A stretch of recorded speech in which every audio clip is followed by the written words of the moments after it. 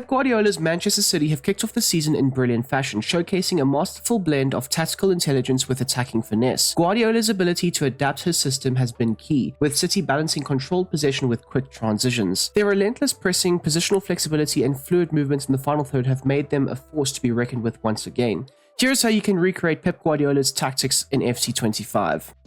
During his time at Manchester City, Pep Guardiola has used a multitude of different formations and systems in order to try and get the best out of the personnel in his Manchester City squad. These days, his Man City side are set up to try and generate as many chances as possible for his star striker in Erling Haaland. Now, Pep Guardiola has set his side up in two different formations so far this season. The 4-2-1-3 system that can also adapt into a 4-1-4-1 pressing structure, as well as the more natural box formation that Pep Guardiola has used quite favorably to start the season off with. But now his box formation has evolved into a midfield diamond, helping to formulate a 3-1-2-1-3 system. And the reason for Pep Guardiola evolving this box formation into a midfield diamond is to try and get the likes of a Kevin De Bruyne or maybe even a Bernardo Silva into those wider zones, combining frequently with the wider attackers to try and generate chances in the box for either the striker or one or two of the attacking players in and around those final third areas.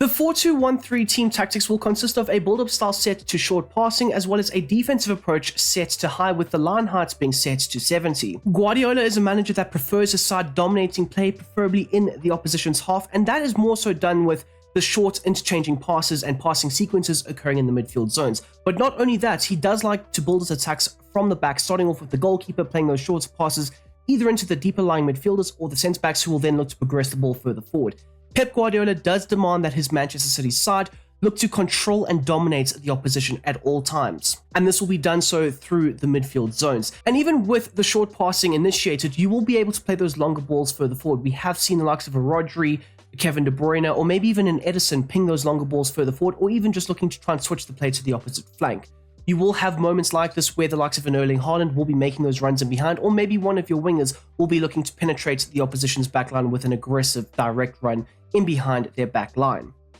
Onto the individual player roles, we'll start off at the back with the likes of Edison, who will be set to playing as a sweeper keeper with the focus being set to balance. And as we have established before, the sweeper keeper role has been modified where the keeper will actually leave his box and be very involved in the rotational player higher up the field if needed or required, but also it will make him a bit more aggressive and imposing towards the opposition if they are trying to make those more direct attacking plays just in behind your back line. Edison is very important in looking to try and establish that first phase of the build-up play for Guardiola's side, and he will be very calm and composed under pressure whilst playing those line-breaking passes further forward. Your two centre-backs in Diaz as well as Akanji will have two different roles. Now, I will say this, both Diaz as well as Akanji and even the likes of John Stones or Ake or Gvardiol can all successfully play in either-or position. The stopper role or even the ball-playing defender. All four centre-backs are very comfortable on the ball and looking to play those line-breaking passes further forward. So the likes of Diaz, I have designated him to be the stopper. He'll be the more aggressive centre-back of the two in this back four system, looking to try and impose himself successfully on the opposition. Whereas his centre-back partner, Emmanuel Akanji, will be the designated ball-playing centre-back, looking to collect the ball from a Diaz or an Edison and then successfully play those line-breaking passes further forward. He'll also look to step up slightly higher in the midfield build-up play, looking to add an extra passing option in those central areas. Now, the likes of Rico Lewis has come into the side and really shown his pure quality for the team, and he'll be designated the false back role with the focus being set to balance, as he'll often look to join up in the midfield build-up play, looking to add an extra passing option in and around those central zones, whilst also being able to play as a 10, a 6, or even an 8 when looking to progress the ball further forward. Now, with the likes of Kovacic being the designated holding midfielder, which we will talk about soon enough, the likes of Rico Lewis as well as Bernardo Silva will be pivotal in trying to alleviate the stress on that position of Kovacic and try and add an extra passing option in that first phase of the build-up play. Whereas your left back in Josko Gvardiol will be set to playing as a fullback with the focus being set to balance, as he'll often look to drift up and down that left touchline, adding an extra passing option in those wider zones, helping support the likes of Jeremy Doku in that wider left channel, or successfully being able to stay back and formulate a back three alongside the likes of Ruben Diaz as well as Emmanuel Akanji. If we take a look at the role that Kovacic will possess in this formation, he'll be allowed to roam along the back four, looking to be the natural holding midfielder of the side, breaking up the play on the edge of the area and trying to shield the back four as much as possible, whilst also being very important in trying to establish that platform for the rest of the side to build the attack off of. Now, as I mentioned earlier, both the likes of Silva as well as Lewis will also try and aid and help and assist in that first phase of the builder play as well. Whereas the likes of Bernardo Silva in this double pivot role will be deployed as the deep lying playmaker with the focus being set to roaming. Now this will also help generate this 4-1-4-1 pressing structure, or even just an attacking system that Manchester City can use when they are deployed in a natural back four. Now this will allow Silva to contribute on both the offensive and defensive phases of play, but more so in that first phase of the builder play, allowing for Silva to use his technical capabilities to drop quite deep, get on the ball, and then distribute it further forward, looking to try and assist the likes of Kovacic as well as Diaz and Akanji in that first phase of the build-up play. In this role, you'll see the likes of Silva operating in all phases of the play, looking to get on the ball in those deeper zones and then drive forward with it, looking to create successful overloads in that final third area. Kevin De Bruyne, who will be deployed in that number 10 role, will be set to being the playmaker with the focus being set to roaming, and this will have him operating between the lines and in the half spaces very nicely, looking to combine frequently with the wider players as well as trying to supply chances and opportunities in the box for the likes of Erling Haaland. Now, Kevin De Bruyne can be replaced by a player like Phil Foden, and he will also maintain the same role and instructions as well, playing just in behind the number 9 and being able to drift into those half spaces and operate between the lines. This role will be key in having Kevin De Bruyne or the likes of Phil Foden supplying the number 9 with as many chances as they can create. Your two wider players in Savinho as well as Doku will be set to the role of winger, with the focus being set to balance, as the likes of Pep Guardiola does prefer his wingers being able to consistently track back and help support and double up in those wide areas, preventing the crosses or the cutback opportunities being created from those wider zones. At the same time, he also wants him to get forward and supply chances from those wide areas into the box for the striker. And speaking of your striker, Erling Haaland is a world-class poacher, and that is exactly the role that he'll be set to. This will encourage him to make those direct runs in behind, looking to try and stretch the opposition's backline, looking to get in behind and exploit that space as best as possible, having the likes of a Kevin De Bruyne, a Savinho, a Doku, maybe even a Bernardo Silva try and feed him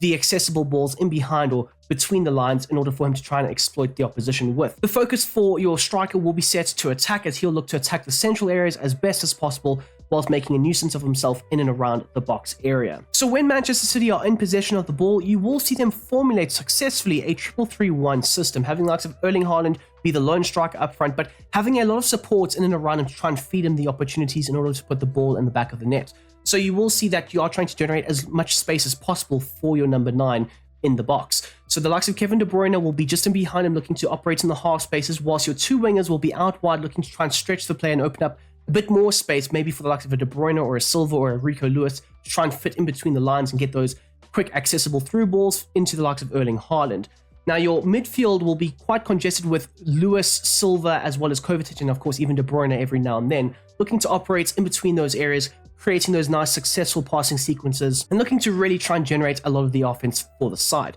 Whereas your back three will consist of Gvardiol, Diaz, as well as Akanji, with the likes of Gvardiol also being able to the freedom at times if the opportunities present themselves to get forward and look to aid in the wider left space.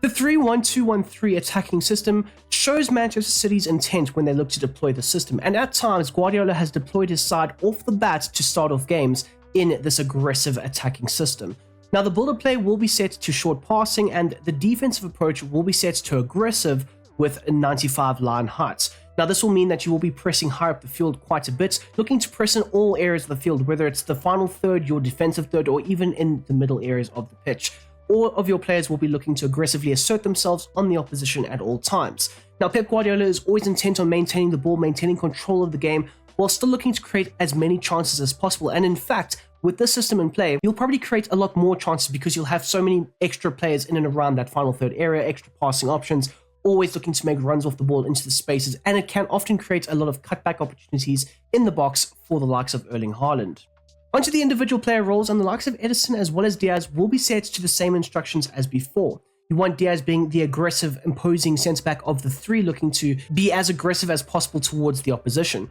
Whereas your two wider centre-backs in Akanji as well as Gvardiol will be set to the role of ball-playing defender, with the focus being set to build a play. And this will also get them higher up the field, looking to add to the attacking outlets in those wider zones, being an extra passing option alongside the wingers. Now, into your midfield, and the double pivot will now consist of Rico Lewis as well as Kovacic, who will have slightly differing roles and, of course, a different focus. The likes of Rico Lewis will be deployed as a box-to-box player, looking to contribute as a number 10, a number 8, a number 6, of course, shifting from that right-back role into the midfield. He can also look to drop into that right-back space and help defend in those wider right areas. Lewis will also be very important in looking to try and drop quite deep at times in that first phase of the build-up play, looking to try and aid and assist the likes of Kovacic when looking to establish that offensive platform for the rest of the side to build up off of. Whereas Kovacic will have a slight tweak to his focus, with the role being set to holding, just like with before, but the focus will now be set to defend, as you don't need him drifting or roaming along the back line anymore, as he does have a midfield counterpart in Lewis that can also do a very similar job. But he will be looking to try and stay centrally, collect the ball, rotate the play, and make sure that the midfield is ticking over very efficiently. The two wider players in Doku as well as Savinho will be set to wide midfielder, with the focus being set to balance, as this will also have them dropping quite deep at times and looking to try and defend in those wider left or right channels, but also allowing them to get further forward. Now, the role of Doku will be affected by what the likes of Kevin De Bruyne will be deployed in, but otherwise you will mainly see the likes of Savinho as well as Doku attacking those wider zones and looking to try and exploit the opposition by pulling him out wide and then firing an across or a cutback opportunity into the box for the striker. For Bernardo Silva's role, he'll be deployed as the right attacking midfielder, but he will function as the main number 10 in this system. Being deployed as a playmaker with the focus being set to roaming, he will mainly be functioning just in behind the natural number 9, looking to try and feed the number 9 with as many opportunities as possible, or naturally being able to pull the opposition away from the striker and look to create in the half spaces. Now, a major tweak that we have seen to Pep Guardiola's system is the ability to get Kevin De Bruyne into those wider spaces, so he should be deployed as a half winger with the focus being set to balance, as this will allow him to track back at times and help defend, or even just get into those deeper spaces to collect the ball in those deeper zones and then progress it further forward, whether it's with a long pass to try and create those quick transitions, or just carrying the ball high up the field and looking to combine very effectively with the likes of Jeremy Doku. And this will successfully allow them to interchange with who attacks the half space and who attacks the wider zone, and you'll see them working very well in tandem with one another. But mainly the likes of Kevin De Bruyne is being deployed out wide in order to try and facilitate crossing opportunities into the box for the attackers. And then finally, as you'll see, Erling Haaland will also maintain the same role and focus as before, looking to be the poacher, looking to break in behind with those aggressive, assertive runs, looking to create that direct attacking play for this Manchester City side. And when in possession of the ball, you will see that the likes of Erling Haaland will be the focus point up front, still looking to make those aggressive runs, whilst the likes of Bernardo Silva will take up that number 10 role just in behind the star striker, with the likes of Kevin De Bruyne drifting out wide and interchanging with Doku down that left-hand channel. And he can also do it every now and then alongside the likes of Savinho down the right, but it's mainly down the left because he is naturally deployed as the left attacking midfielder. Whereas Savinho, you will see a good relationship between the likes of Lewis and Savinho down this right-hand side, whereas Lewis will try and kind of play as that half winger, but not really, and he'll look to play as that box-to-box presence on a consistent basis. And there you go, people. That is how I would successfully go ahead and recreate Manchester City's tactics under Pep Guardiola for FC25. I do hope you have enjoyed this video, and if you don't mind smashing the like button down below, that would mean the most to yours truly. And of course, if you would like to as well join up with the Brom Squad Gaming Discord server, we chat everything FC25, we chat everything IRL football. The conversations are great, and if you are interested in something like that, the link will be down below in the description. Anyways, until the next time, until the next one, I hope you have a smashing goddamn day, and I'm out of here. Peace.